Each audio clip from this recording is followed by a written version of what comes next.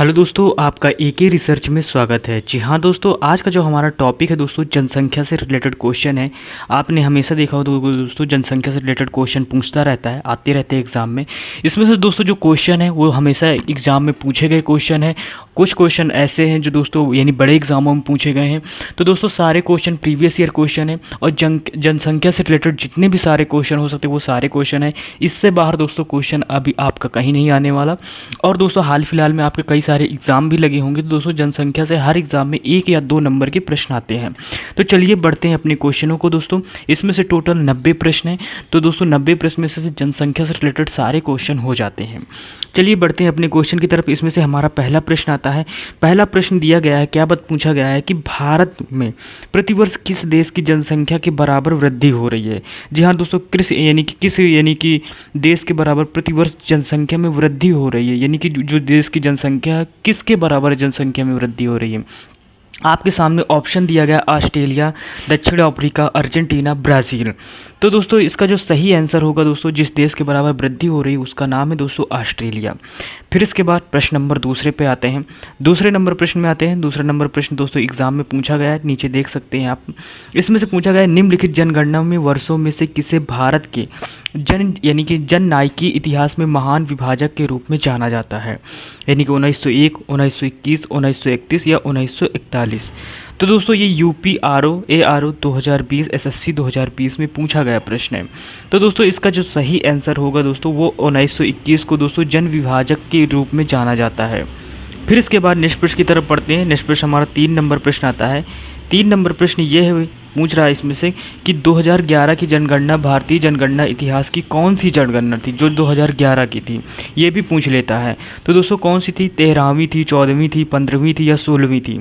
तो दोस्तों इसका जो हमारा सही आंसर होगा दोस्तों वो दोस्तों 15वीं जनगणना थी। फिर इसके बाद नेक्स्ट प्रश्न की तरफ बढ़ते हैं। नेक्स्ट प्रश्न आता है। नेक्स्ट प्रश्न हमारा इसमें से क्या पूछा गया है। नेक्स्ट पूछ रहा है दोस्तों, इसमें से प्रश्न पूछा गया है कि 2011 की जनगणना स्वतंत्रता प्राप्ति के बाद की कौन सी जनगणना थी। जी हाँ दोस्तों, 2011 की जो जनगणना थी वो स्वतंत्रता प्राप्त के बाद कौन सी जनगणना थी, यानी स्वतंत्रता प्राप्त से हमें जोड़ना है इसको। तो दोस्तों इसमें से कौन थी, 5वीं, 6वीं, 7वीं, 8वीं। तो दोस्तों इसका जो हमारा सही आंसर होगा दोस्तों वो 7वीं जनगणना थी दोस्तों, स्वतंत्रता के बाद जो जनगणना हुई थी, यानी कि 1947 के बाद। फिर इसके बाद नेक्स्ट प्रश्न आता है दोस्तों। नेक्स्ट प्रश्न क्या है, नेक्स्ट प्रश्न इसमें से पूछा गया है, जनगणना कितने वर्षों में एक बार की जाती है, 15 वर्षों में, प्रति वर्षों में, या 5 वर्षों में, या 10 वर्षों में। तो दोस्तों इसका सही आंसर होगा दोस्तों 10 वर्षों में जनगणना की जाती है। SSC 2015 का ये प्रश्न दोस्तों पूछा गया प्रश्न है। फिर इसके बाद 6 नंबर प्रश्न आता है। SSC 2019 का प्रश्न दोस्तों ये पूछा गया है। इसमें से पूछा गया है 2011 की जनगणना के अनुसार सर्वाधिक जनसंख्या वाला राज्य कौन सा है। तो महाराष्ट्र है, बिहार है, उत्तर प्रदेश है, राजस्थान है। SSC 2019 का प्रश्न है। तो दोस्तों इसका जो हमारा सही आंसर होगा दोस्तों वो उत्तर प्रदेश होगा। इस समय प्रेजेंट टाइम पे दोस्तों इसमें से यहाँ उत्तर प्रदेश की 25 करोड़ जनसंख्या है। फिर इसके बाद नेक्स्ट प्रश्न की तरफ बढ़ते हैं। नेक्स्ट प्रश्न हमारा क्या आता है दोस्तों, 1 मिनट। हाँ, नेक्स्ट प्रश्न है इसमें से 7वां नंबर आता है दोस्तों। 7वां नंबर इसमें से क्या पूछ रहा है।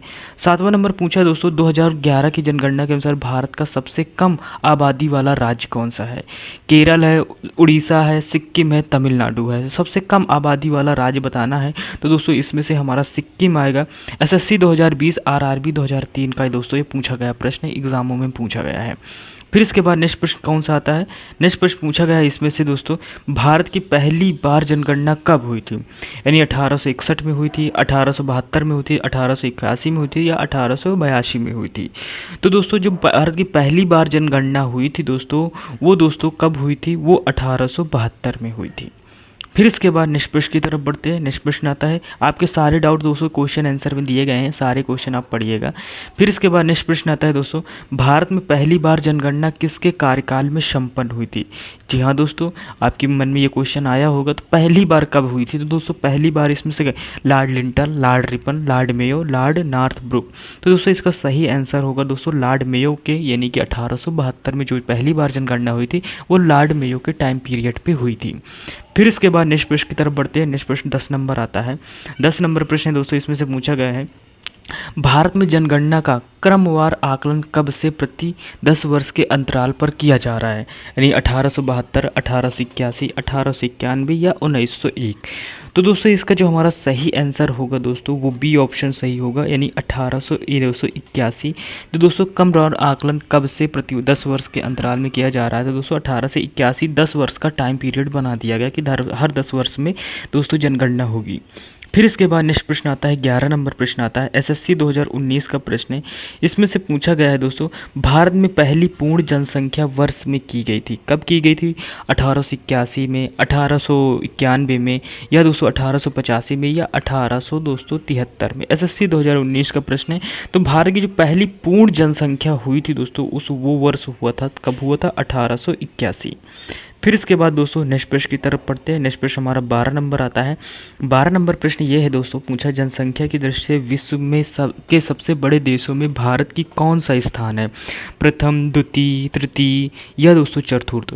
तो दोस्तों जनसंख्या की दृष्टि में भारत का द्वितीय स्थान है दोस्तों। इस समय दोस्तों अगर देखा जाए तो प्रथम स्थान है, लेकिन दोस्तों पहले के टाइम पीरियड में दोस्तों दूसरा स्थान था जब जनगणना हुई थी, यानी 2011 के अकॉर्डिंग। तो दोस्तों 2011 के अकॉर्डिंग हम लोग पढ़ रहे हैं, अभी अकॉर्डिंग में अभी जनगणना हुई ही नहीं। फिर इसके बाद नेक्स्ट प्रश्न की तरफ बढ़ते हैं।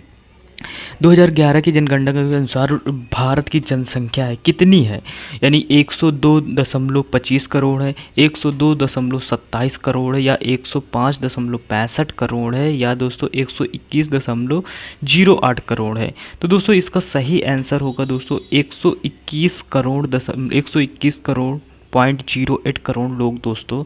ये 2011 की जनगणना के अनुसार टोटल जनसंख्या पॉपुलेशन थी, लेकिन इस समय दोस्तों 145 करोड़ का आकलन पहुंच चुका है। तो आपसे क्वेश्चन दोनों तरफ से पूछ रहा है, मैं आपको दोनों तरफ से बताता चल रहा हूँ। फिर इसके बाद नेक्स्ट प्रश्न आता है, 2011 की जनगणना के अनुसार विश्व की कुल जनसंख्या में भारत की भागीदारी लगभग कितनी थी, 14.5% थी, 17.5% थी, या 19.5% थी, या 21.5% थी।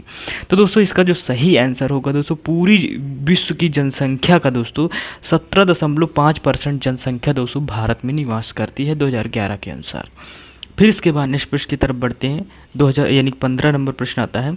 15 नंबर प्रश्न है दोस्तों, इसमें से पूछा गया है कि 2011 की जनगणना के यानी कि जनगणना के आंकड़ों के अनुसार निम्नलिखित में से किस राज्य की जनसंख्या वृद्धि दर सबसे कम है। हाँ, किस राज्य की जनसंख्या दर है जो सबसे कम है, गोवा, पश्चिम बंगाल, नागालैंड, केरल, इसमें से आपको बताना है। तो दोस्तों इसका जो हमारा सही आंसर होगा दोस्तों वो ऑप्शन सी सही होगा दोस्तों, नागालैंड। फिर इसके बाद नेक्स्ट प्रश्न की तरफ बढ़ते हैं दोस्तों। नेक्स्ट प्रश्न आता है हमारा कौन सा, नेक्स्ट प्रश्न 16 नंबर प्रश्न आता है दोस्तों। 16 नंबर प्रश्न में पूछा गया है, क्या पूछा गया है कि नवीनतम जनगणना 2011 के अनुसार भारत में जनसंख्या की औसत वृद्धि दर सबसे ज़्यादा क्या है, दर क्या है, घट रही है, बढ़ रही है, तीव्र गति से बढ़ रही है, या दोस्तों स्थिर हो गई है। तो आप दोस्तों नवीनतम जो जनगणना है 2011 के अनुसार भारत की जनसंख्या की औसत वृद्धि की दर से दोस्तों ये क्या हो रही है, घट रही है। यानी कि पहले लोग जागरूक नहीं थे, अब लोग जागरूक हैं, तो उस वृद्धि के हिसाब से जो पहले 2011 की वृद्धि के अनुसार जिस तेज़ी से हम लोग बढ़ रहे थे, अब दोस्तों उस वृद्धि की दर से हम लोग नहीं बढ़ रहे हैं। तो यही आपसे पूछा गया था दोस्तों, घट रही है, इसको हमें ये बताना है। फिर इसके बाद 17 नंबर आता है। 17 नंबर प्रश्न है दोस्तों, इसमें से पूछा गया है कि वर्तमान भारत की में जन्म दर तथा मृत्यु दर से संबंधित निम्न में से कौन सा कथन सही है। ऑप्शन ए आपके सामने दिया गया है, जन्म दर उठ रही है तथा मृत्यु दर गिर रही है, या दोस्तों जन्म दर गिर रही है, मृत्यु दर उठ रही है, या जन्म दर तथा मृत्यु दर दोनों गिर रही है, या दोस्तों जन्म दर तथा मृत्यु दर दोनों उठ रही हैं। तो दोस्तों इसका जो सही आंसर होगा दोस्तों वो जन्म दर और मृत्यु दर दोनों दोस्तों नीचे डाउन हो रही हैं। फिर इसके बाद नेक्स्ट प्रश्न की तरफ बढ़ते हैं। 18 नंबर प्रश्न आता है। 18 नंबर प्रश्न है दोस्तों, भारत की उच्चतम जनसंख्या वृद्धि दर रही है, कितनी रही है, कब से कब, किस बीच में रही है। यानी 1951 से 61 के दशक में रही थी, या 1961 से 71 के बीच में रही, या दोस्तों 1971 से 81 के बीच में, या दोस्तों 1981 से 1991 के बीच में। तो दोस्तों इसका जो हमारा सही आंसर होगा दोस्तों वो सही होगा 1961 से 71 के बीच में। जो सबसे ज़्यादा जनसंख्या वृद्धि दर रही, ये हमें बताना है। फिर इसके बाद 19 नंबर प्रश्न आता है। 19 नंबर प्रश्न में पूछा गया है कि पिछली जनगणना दशक में भारतीय जनसंख्या की वार्षिक घातीय गुणित वृद्धि दर थी 1.56% थी, 1.64% थी, या 1.95% थी, या 2.14% थी। तो दोस्तों इसका जो हमारा सही आंसर होगा दोस्तों वो 1.64% थी। फिर इसके बाद दोस्तों नेक्स्ट प्रश्न की तरफ बढ़ते हैं। 20 नंबर हमारा प्रश्न आता है। 20 नंबर प्रश्न ये है, पूछ रहा है कि 2001 और 2011 में सर्वाधिक जनसंख्या वृद्धि दर वाला राज्य मेघालय है, दूसरे स्थान पर कौन सा राज्य है। एक बात, इससे एक क्वेश्चन और कंफर्म हो गया, यानी कि जो सर्वाधिक जनसंख्या वृद्धि दर वाला राज्य वो मेघालय है। अब इसमें से दूसरा पूछा गया है, तो दोस्तों दूसरा पूछ रहा है यानी कि मणिपुर, मेघालय, अरुणाचल प्रदेश या त्रिपुरा। तो दोस्तों इसका जो सही आंसर होगा वो अरुणाचल प्रदेश होगा दोस्तों वृद्धि दर में। फिर इसके बाद नेक्स्ट प्रश्न की तरफ बढ़ते हैं। नेक्स्ट प्रश्न हमारा 21 नंबर प्रश्न आता है। 21 नंबर प्रश्न दोस्तों इसमें से पूछा गया है कि पिछली शताब्दी में भारत में जनसंख्या विस्फोटक वृद्धि का सर्वाधिक महत्वपूर्ण कारण क्या था। जी हाँ दोस्तों, जन्म दर में तीव्र वृद्धि, अवैध आप्रवास, मृत्यु दर में तीव्र ह्रास, या इनमें से कोई नहीं। तो दोस्तों इसका जो हमारा सही आंसर होगा वो मृत्यु दर में तीव्र ह्रास दोस्तों। जो दोस्तों पिछली शताब्दी में भारत की जो जनसंख्या विस्फोटक वृद्धि का सर्वाधिक महत्वपूर्ण कारण था वो मृत्यु दर में तीव्र ह्रास हो गया, यानी कि दोस्तों मृत्यु दर में दोस्तों कमी आने लगी। इस वजह से दोस्तों जनसंख्या तीव्र तरीके से बढ़ चुकी। फिर इसके बाद नेक्स्ट प्रश्न आता है दोस्तों, यानी किस क्षेत्र में जनसंख्या अधिक तात्पर्य है। जनसंख्या के घनत्व में, लोगों की निरपेक्ष जनसंख्या से, या जनसंख्या व संसाधन विकास से, या जनसंख्या एवं विस्फोटक वृद्धि से। तो दोस्तों इसका जो सही आंसर होगा दोस्तों वो जनसंख्या व संसाधन विकास से। फिर इसके बाद नेक्स्ट प्रश्न की तरफ बढ़ते हैं। नेक्स्ट प्रश्न आता है इसमें से दोस्तों, नेक्स्ट प्रश्न 23 नंबर प्रश्न है। इसमें से पूछा गया उत्तर प्रदेश में यानी कि निम्नांकित दशक में उच्चतम जनसंख्या वृद्धि दर हुई है 1951 से 61, 1961 से 71, 1971 से 81, या 1981 से 91। तो दोस्तों इसका जो हमारा सही आंसर होगा दोस्तों वो 1961 से 71 के बीच में दोस्तों उच्चतम जनसंख्या वृद्धि दर हुई है। मैंने अभी पीछे ही बताया है आपको। फिर इसके बाद 24 नंबर प्रश्न आता है। 24 नंबर प्रश्न दोस्तों, निम्नलिखित में से कौन जनसंख्या वृद्धि दर का प्रमुख कारण नहीं है। यानी गर्म जलवायु, निर्धनता, चिकित्सा सुविधा, अशिक्षित। तो दोस्तों इसका सही आंसर होगा दोस्तों यानी चिकित्सा सुविधा, यानी कि जनसंख्या वृद्धि का प्रमुख कारण कौन सा नहीं है, तो चिकित्सा की सुविधा दोस्तों ये प्रमुख कारण नहीं है। फिर इसके बाद नेक्स्ट प्रश्न की तरफ बढ़ते हैं। हमारा नेक्स्ट प्रश्न कौन सा आता है, 25 नंबर प्रश्न आता है। 25 नंबर प्रश्न ये है दोस्तों, जनसंख्या घनत्व का अर्थ क्या है। प्रति किलोमीटर में रहने वाले व्यक्तियों की संख्या, गांव में रहने वाले व्यक्तियों की संख्या, प्रति वर्ग किलोमीटर में रहने वाले व्यक्तियों की संख्या, या शहर में रहने वाले व्यक्तियों की संख्या। तो दोस्तों जनसंख्या घनत्व का अर्थ होता है दोस्तों प्रति वर्ग किलोमीटर में रहने वाले टोटल व्यक्तियों की संख्या। दोस्तों यही दोस्तों मेरी जनसंख्या घनत्व को दर्शाता है। फिर इसके बाद नेक्स्ट प्रश्न की तरफ बढ़ते हैं। नेक्स्ट प्रश्न हमारा 26 नंबर प्रश्न आता है। 26 नंबर प्रश्न ये है दोस्तों कि 2011 की जनगणना के अंतिम आंकड़ों के अनुसार भारत का औसत जनसंख्या घनत्व प्रति वर्ग किलोमीटर कितना है। 276 है, 277 है, 325 किलोमीटर, या 382 किलोमीटर है। तो दोस्तों इसका जो सही आंसर होगा दोस्तों वो 382 किलोमीटर प्रति वर्ग है दोस्तों। फिर इसके बाद दोस्तों नेक्स्ट प्रश्न की तरफ बढ़ते हैं। 27 नंबर प्रश्न आता है। 27 नंबर प्रश्न में पूछा गया है, इसमें से पूछ रहा है दोस्तों कि जनगणना 2011 के यानी कि अंतिम जनसंख्या की कुल संख्या के अनुसार निम्नलिखित में से किस राज्य में जनसंख्या घनत्व सबसे अधिक है। यानी बिहार में, उत्तर प्रदेश में, आंध्र प्रदेश में, या पश्चिम बंगाल में। तो दोस्तों इसमें से जो 2011 की आंतरिक कुल जनसंख्या के अनुसार दोस्तों जो जनसंख्या घनत्व सबसे अधिक है दोस्तों वह है दोस्तों बिहार की।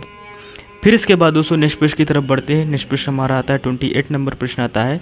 28 नंबर प्रश्न दोस्तों इसमें से पूछा गया है 2011 की जनगणना के अंतिम आंकड़ों के अनुसार भारत का सबसे कम जनसंख्या घनत्व वाला राज्य कौन सा है।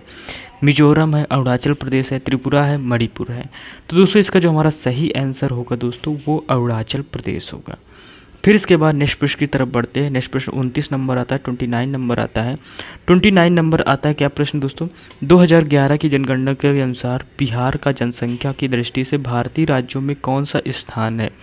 कौन सा है, प्रति है यानी प्रथम है, द्वितीय है, तृतीय है, या दोस्तों चतुर्थ है।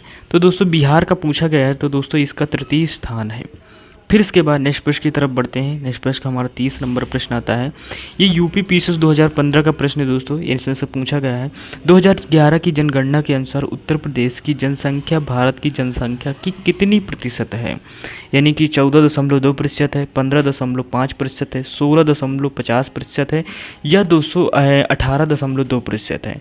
तो दोस्तों इसका जो सही आंसर होगा दोस्तों वो दोस्तों होगा 16.50%। फिर इसके बाद नेक्स्ट प्रश्न की तरफ बढ़ते हैं। नेक्स्ट प्रश्न हमारा 31 नंबर प्रश्न आता है। 31 नंबर प्रश्न दोस्तों इसमें से पूछा गया है जनसंख्या की दृष्टि से भारत की 3 सबसे बड़े राज्यों का सही क्रम क्या है? यानी कि पहले उत्तर प्रदेश आएगा या महाराष्ट्र आएगा या बिहार आएगा।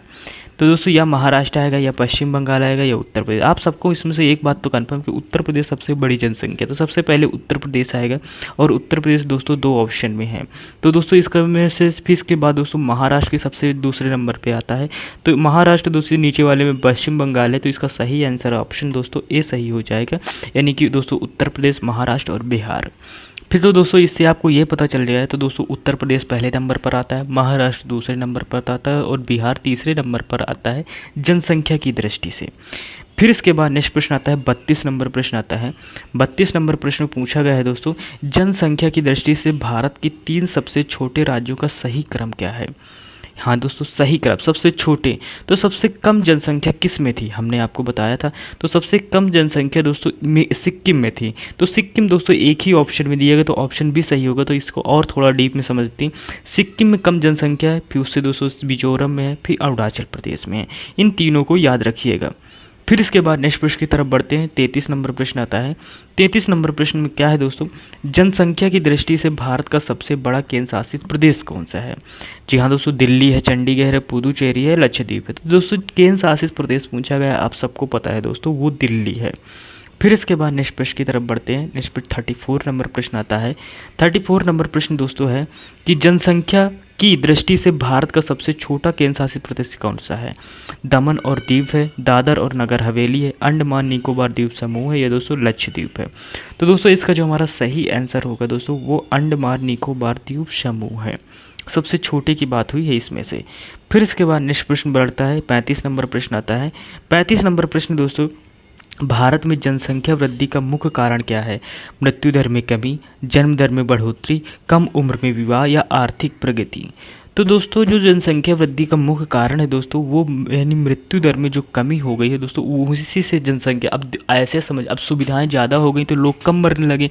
पहले सुविधाएं कम थी दोस्तों तो लोग ज़्यादा मरते थे, ऐसे याद रखिएगा। तो दोस्तों इस अब सुविधाएं ज़्यादा हो गई तो इस वजह से जनसंख्या बढ़ रही है, यानी कि मृत्यु दर कम हुई है, जनसंख्या सेम उसी पैटर्न में बढ़ रही है। फिर इसके बाद नेक्स्ट प्रश्न की तरफ बढ़ते हैं। 36 नंबर प्रश्न आता है।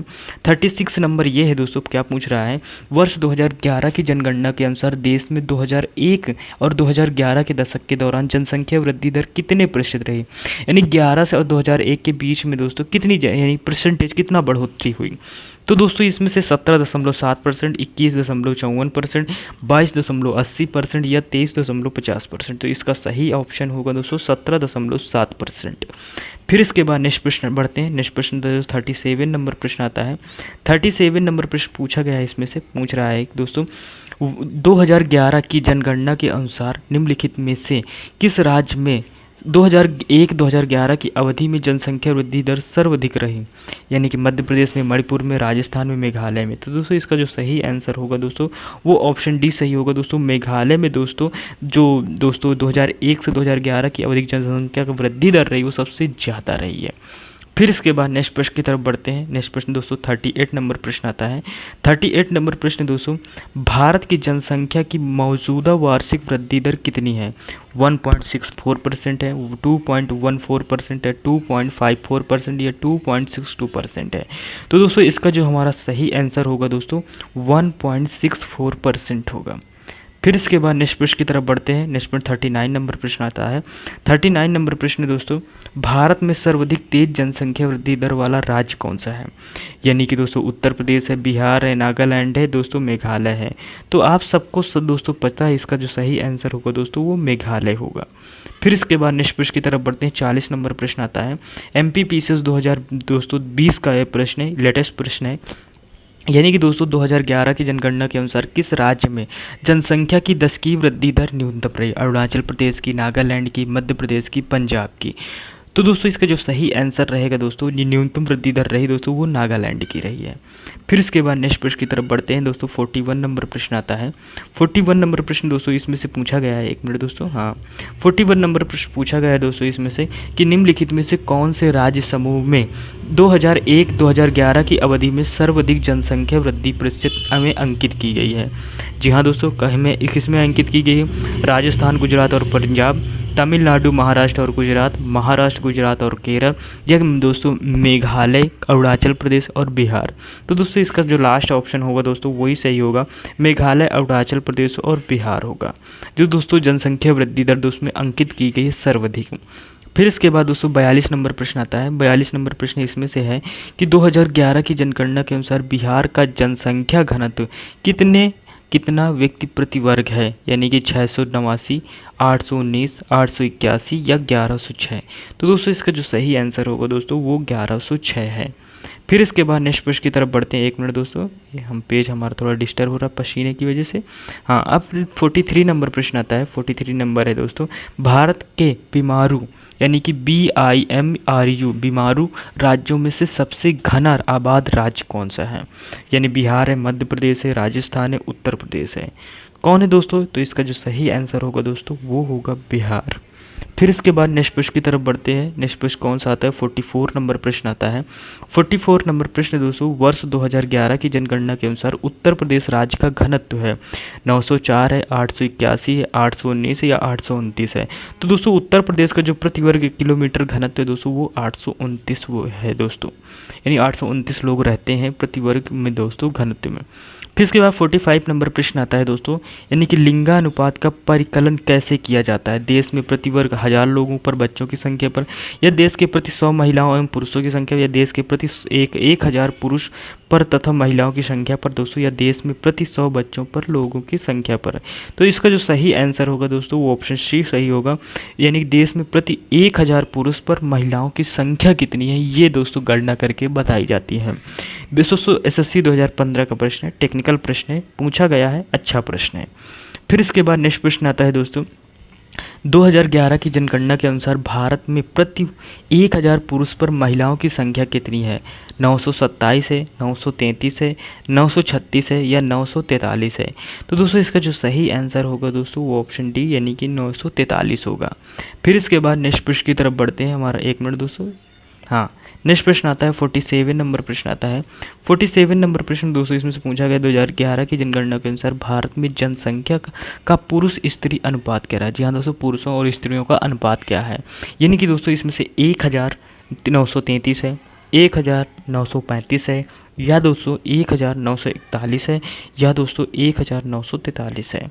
तो दोस्तों जो अनुपात है दोस्तों वो है दोस्तों 1943 है, यानी कि 1000 पुरुष हैं और 943 दोस्तों महिलाएं हैं। फिर इसके बाद दोस्तों नेक्स्ट प्रश्न की तरफ बढ़ते हैं। 48 नंबर प्रश्न आता है।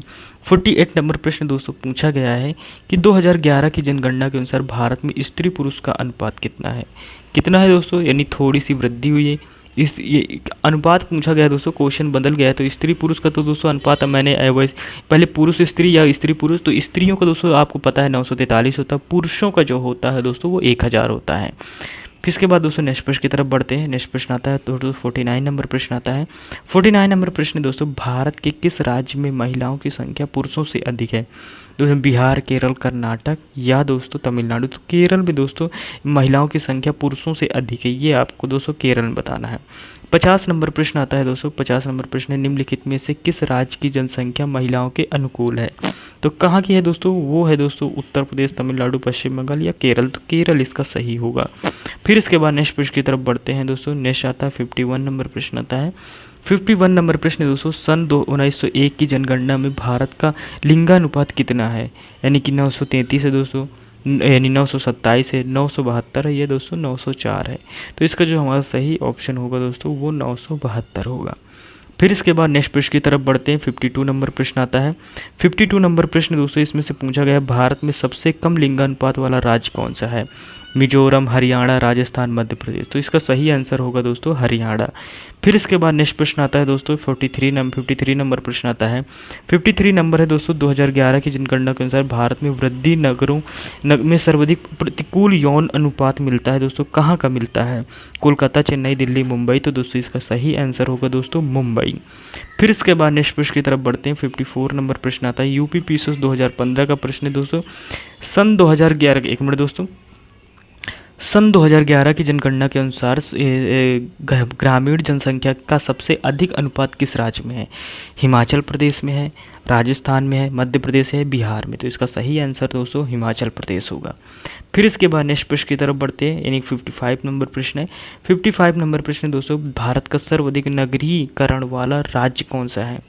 यानी कि पश्चिम बंगाल है, महाराष्ट्र है, गुजरात है, गोवा है। तो दोस्तों इसका जो हमारा सही आंसर होगा दोस्तों वो सही होगा गोवा। फिर इसके बाद नेक्स्ट प्रश्न की तरफ बढ़ते हैं। 56 नंबर प्रश्न आता है।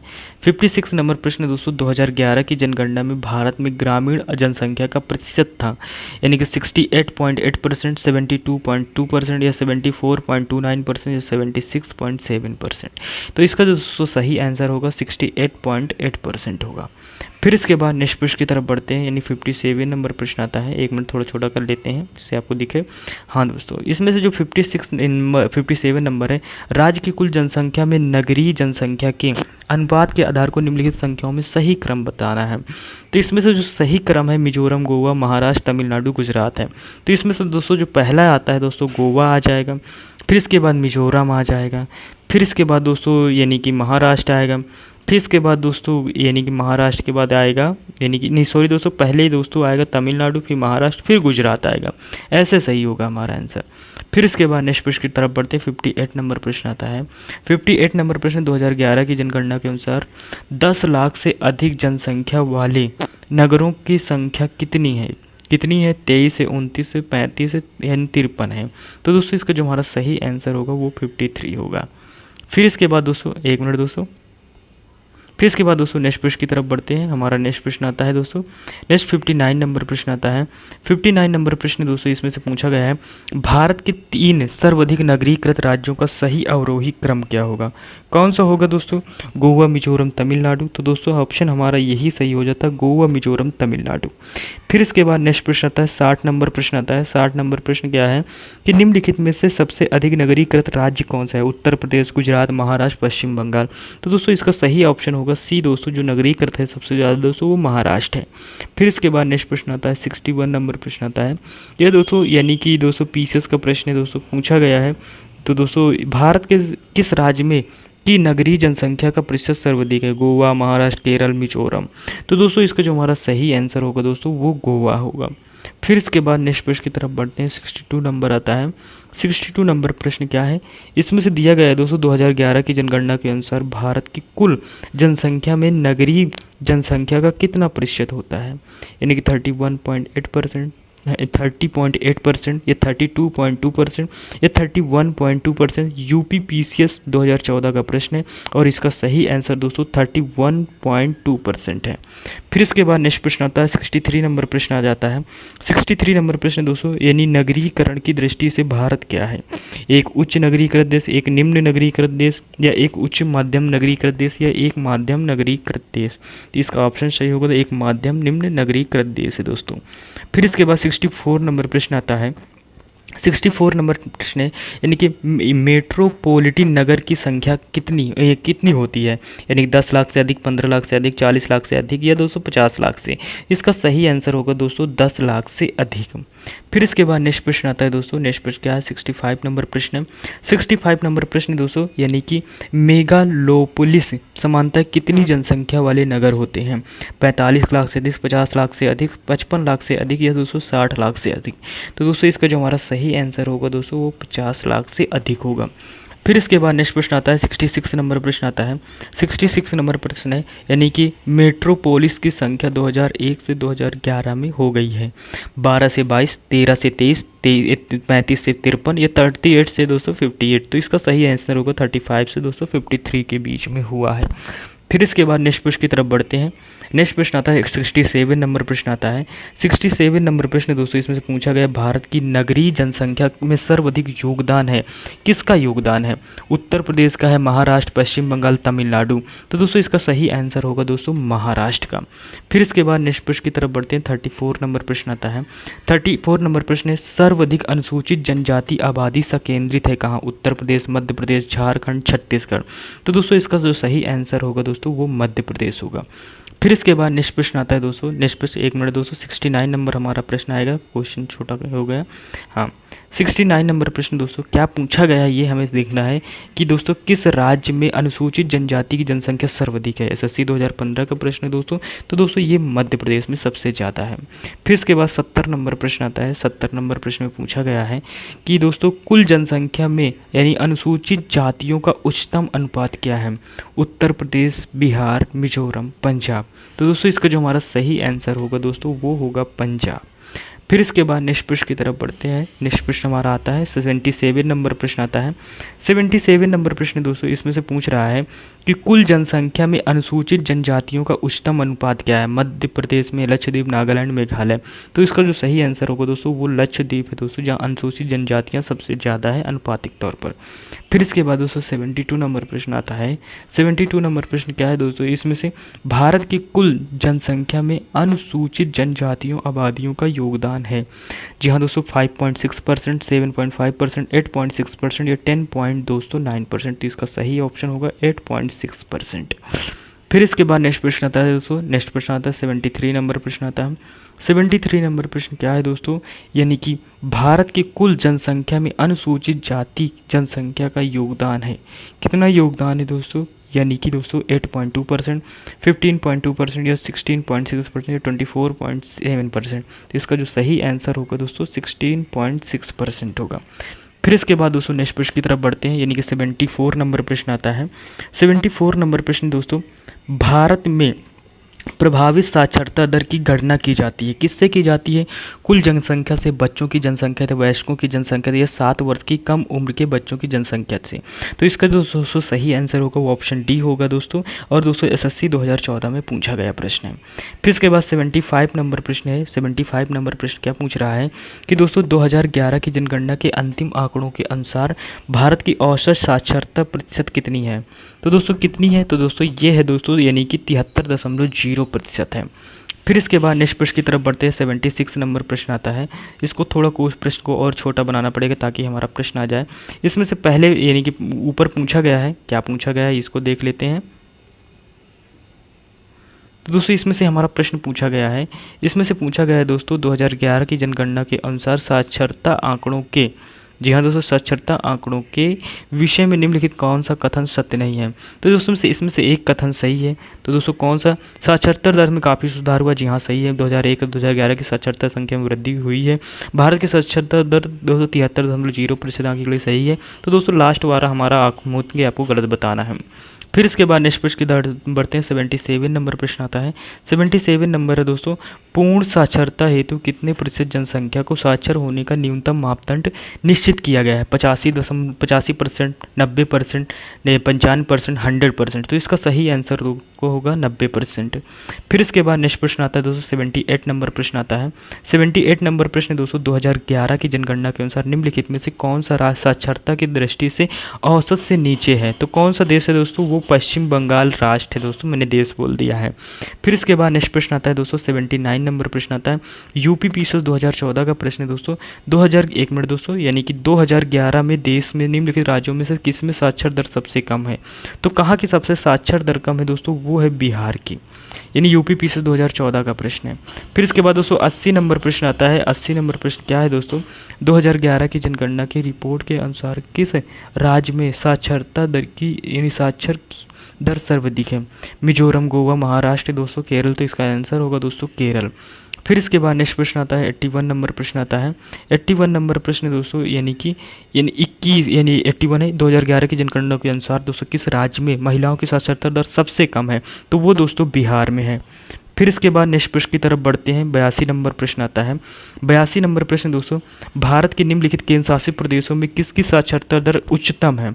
लक्षद्वीप, चंडीगढ़, दमन द्वीप और दोस्तों अंडमान निकोबार द्वीप समूह। तो इसका जो सही आंसर होगा वो लक्षद्वीप होगा दोस्तों। बिहार बीएड 2019 का प्रश्न है ये। फिर इसके बाद 83 नंबर प्रश्न आता है। 83 नंबर प्रश्न क्या है कि दोस्तों भारत के किस राज्य में महिला साक्षरता का प्रतिशत सर्वाधिक है? तो कहाँ पर है दोस्तों? वो है दोस्तों केरल। मैंने आपको पहले भी बता चुका हूँ, सबसे ज़्यादा पढ़े लिखे केरल के हैं। फिर इसके बाद नेक्स्ट प्रश्न आता है दोस्तों, बिहार में साक्षरता की वर्तमान स्थिति कितनी है? तो दोस्तों बिहार में जो साक्षरता की वर्तमान स्थिति है दोस्तों वो 61.8% लोग पढ़े लिखे लोग हैं। फिर इसके बाद दोस्तों नेक्स्ट प्रश्न की तरफ बढ़ते हैं। 85 नंबर प्रश्न हमारा आता है। 85 नंबर प्रश्न है कि भारत में सर्वाधिक यानी कि निरक्षरता वाला राज्य कौन सा है, जहाँ पर दोस्तों सबसे कम पढ़े लिखे हैं? तो वो दोस्तों बिहार है। मैंने अभी आपको हाल ही फिलहाल में बताया है। फिर इसके बाद नेक्स्ट प्रश्न आता है दोस्तों, नेक्स्ट प्रश्न 86 नंबर आता है। केरल राज्य के उच्च साक्षरता का कारण क्या है? तो दोस्तों क्या है, वहाँ पर सुविकसित सामाजिक अवसंरचना, यानी कि वहाँ के लोग दोस्तों सामाजिक तौर पर बहुत विकसित हैं। जिस तरह आप यूपी बिहार के लोगों को देखते हैं दोस्तों, उस तरह के लोग नहीं। वहाँ पर सामाजिक, यहाँ पर दोस्तों सारे धर्मों के लोग वहाँ पर मिल के रहते हैं। इस वजह से उनका सामाजिक अवसंरचना बहुत मजबूत है। सबसे ज़्यादा पढ़े लिखे लोग हैं, सबसे ज़्यादा रोजगार और सबसे ज़्यादा दोस्तों जो इकोनॉमी है उनकी बहुत ज़्यादा स्ट्रॉन्ग है। ये कोई दोस्तों मैं बाहर की बात नहीं, अपने भारत की बात कर रहा हूँ, जहाँ केरल राज्य की बात कर रहा हूँ। फिर इसके बाद दोस्तों नेक्स्ट आता है प्रश्न। नेक्स्ट प्रश्न इसमें से पूछा गया है दोस्तों, भारत के 2 सर्वाधिक साक्षर राज्य कौन से? तो 2 सर्वाधिक साक्षर राज्य आते हैं दोस्तों, वो है दोस्तों मिजोरम आता है और दोस्तों केरल आता है। इन 2 दोस्तों राज्य हैं दोस्तों सबसे ज़्यादा पढ़े लिखे राज्य हैं। फिर इसके बाद 88 नंबर प्रश्न आता है। 88 नंबर प्रश्न, 2011 की जनगणना में साक्षरता ये ज्ञात करने हेतु किस आयु के वर्ग के लोगों को शामिल किया जाता है? तो दोस्तों 7 वर्ष या उससे अधिक आयु, 5 वर्ष वाले को नहीं काउंट किया जाता, 7 वर्ष से अधिक वाले को दोस्तों काउंट किया जाता है जनगणना में साक्षरता दर को देखने के लिए, चेक करने के लिए। फिर इसके बाद दोस्तों 89 नंबर प्रश्न आता है कि दोस्तों जनसंख्या वृद्धि पर अंकुश के लिए देवी रूपक योजना किस राज्य में चलाई जा रही है? तो किस राज्य में चलाई जा रही है ये आपको बताना है, यानी कि दोस्तों छत्तीसगढ़, झारखंड, उत्तराखंड, हरियाणा। तो दोस्तों ये दोस्तों हरियाणा में चलाया जा रहा है। इसका सही आंसर हरियाणा होगा। फिर इसके बाद दोस्तों नेक्स्ट प्रश्न आता है। 90 नंबर प्रश्न आता है। 90 नंबर प्रश्न दोस्तों, भारत के किस राज्य में ईसाई जनसंख्या प्रतिशत सर्वाधिक है? गोवा, मिजोरम, केरल, मणिपुर। तो दोस्तों इसका सही आंसर होगा दोस्तों मिजोरम। तो दोस्तों ये वीडियो आपको कैसा लगा कमेंट बॉक्स में ज़रूर बताइएगा। मैंने बीच में आपको डिस्टर्ब नहीं किया लाइक शेयर सब्सक्राइब करने के लिए। वीडियो पूरा देखा है तो उसके लिए थैंक्स। आपने पूरा वीडियो देखा, फालतू की वीडियो में अपना टाइम नहीं तोड़ा, यानी कि एजुकेशन वीडियो देखा और आपको बहुत कुछ सीखने को मिला होगा, बहुत कुछ जानने को मिला होगा। अगर आपने कहीं टाइम इन्वेस्ट किया तो सही जगह आपका टाइम आज का इन्वेस्ट हुआ है। नेक्स्ट अगर और भी वीडियो देखनी तो मेरे या चैनल जाइए दोस्तों, बहुत सारे यानी उसमें वीडियो पढ़ें तो आप देख सकते हैं। वैसे दोस्तों वीडियो कैसा लगा ये कमेंट में ज़रूर बताइएगा और हम इसमें से क्या कर सकते हैं ये भी बताइएगा। मिलते हैं नेक्स्ट वीडियो में, तब तक के लिए टेक केयर, बाय बाय, जय हिंद।